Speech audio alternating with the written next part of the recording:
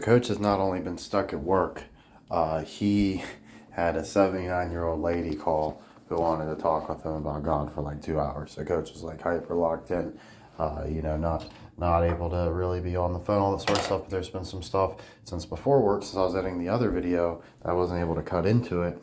So it's too late to claim the win now. But I was trying to tell you in the one video, but when I listened to it back, I was like, I don't know how that really came out, because I explained everything right, but I cut the one video I cut after in before the video, so one sounded like I was correcting it the wrong way. But the pick for Texans Chargers was the Texans. The reason being, even though coach is scared of Notre Dame now, we needed CJ Stroud to be on for one more week. So we've seen way too many Ohio State curses this year. That was one thing I thought. I was like, oh my God, if CJ Stroud goes down too, that's just it. That's the tipping point.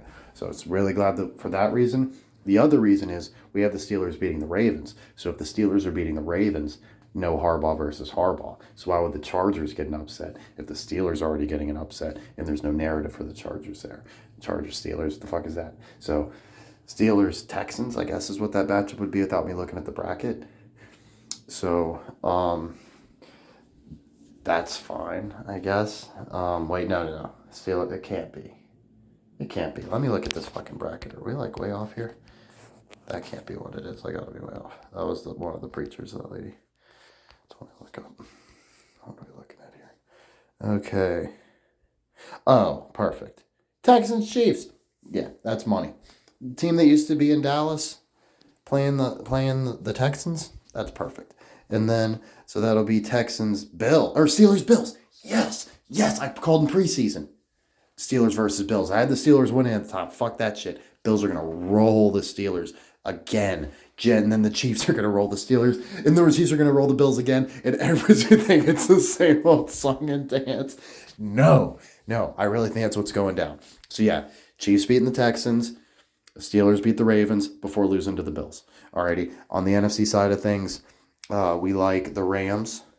Okay, obviously we like the Commanders. We like the Eagles. Then we like the Commanders beating the Eagles. While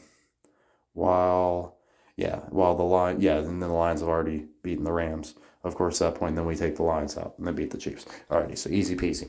And then Coach wants to address. I'm sorry I've been slacking on replying to your comments, Trevor. They've been really, really good. I just tell you I'm swamped. Alrighty, so a couple things against Notre Dame. Now, don't get me wrong. These are great points, and I had as far as the North Illinois things. And please don't think that even close to me being like, oh, I knew this though. I don't know like 90% of what you say. Like there's some stuff with like Serato and stuff. Like I gotta look on that.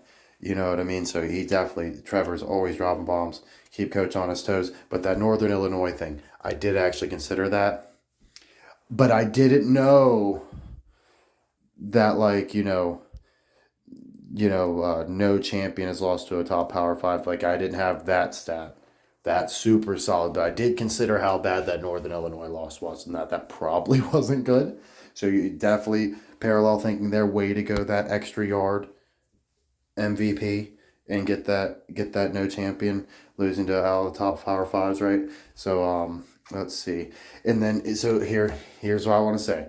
So all these are great points, but when you got to start your point with not sure, that's how you know we're in fucking trouble. Yeah, we feel real good, all that sort of stuff. But yeah, we have to start with not sure and dunno of all this ways. Yeah, like everything you're saying is great. If we have to start with not sure and dunno, yeah, coach feels exactly what you're saying, but I also have to start with not sure and dunno, and we're not in the business of not sure and dunno. And once your horse is already in the big dance doing dressage, and there's just one other team left there, and you've got positive odds, you have to bet the positive odds on the other side, or you're just a fool, because that's automatic money making. There's no way to lose.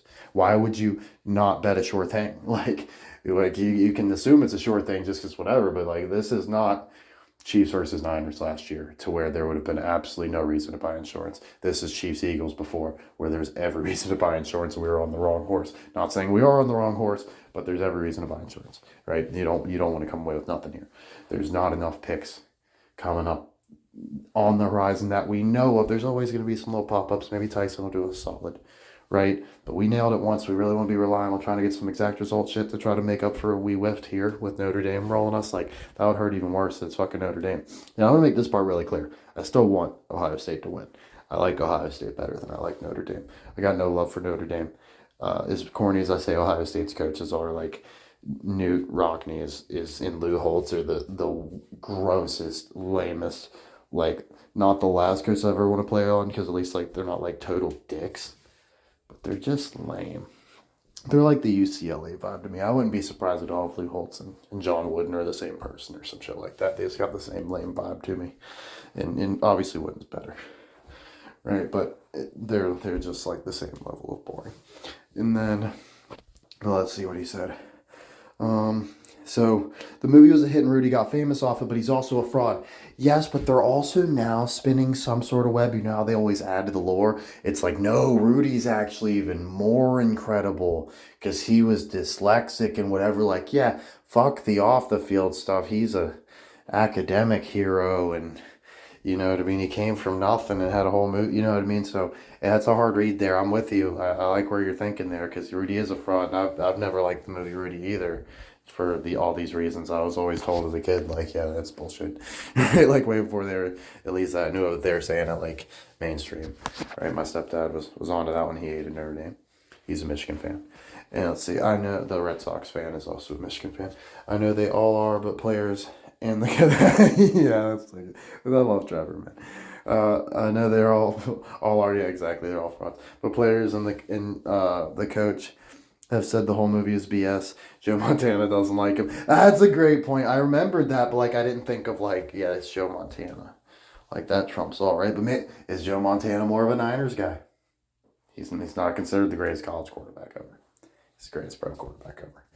So that makes it tough. And then, let's see. Coach is the only reason Rudy played what they made him the villain in the movie. That's fucking funny. Right? Who was the coach in the movie? Right? There's so much we need to fucking look. Like, that's the fucking problem. We can't say with any sort of authority. We better, if we want to fucking fade Notre Dame and Luke Rockne and fucking Rudy and you know, the Gipper dying at 25, if we want to fade that, we can't just like have some instant, oh my god, yeah, this is just the team we always faded. And because that's exactly how Coach felt too. Like, they've just been some big chokers my whole life, and I've always hated their guts because all you heard about was how great they are, blah blah blah. I can't stand this fucking team. They're just like the Yankees to me. But guess what happened to our Guardians last year? We got fucking yankied. Are we about to get yankied right here? Like, Notre Dame set up perfectly to win this as an underdog.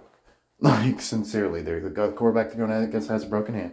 They already got an injury excuse, right? To me, the broken hand moment felt a lot like Patrick Mahomes' helmet crack. So I'm really hoping that was like the moment that, like, oh, you can't lose, right? But it's just, this is too dicey. Like, Coach knows when they've bluffed too hard, dude. But this is the point.